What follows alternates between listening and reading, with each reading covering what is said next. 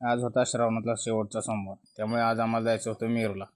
मेरूला जायचं असल्यामुळे भारतला म्हटलं की आपण मेरूला जाऊ, की भारत लगेच उड्या हाणतच आला.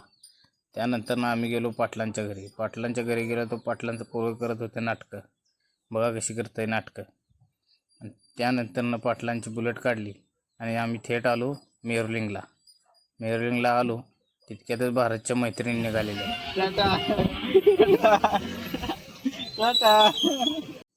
टाटा केल्यानंतर आम्ही आलो देवळात. देवळात आलो, देवळामध्ये होती खूप गर्दी. त्यानंतर आम्ही दुकानामधून नारळ प्रसाद घेतला आणि नंदी महाराजांच्या समोर जाऊन नारळ फोडून नंदी महाराजांना प्रसाद दिला आणि आलो देवळात. आलो, भारतने घंटी वाजवली आणि शंकराला चांगली बायको भेटावी प्रार्थना केली. त्यानंतर आम्ही आलो बाहेर. पाटलांना लागलेली भूक.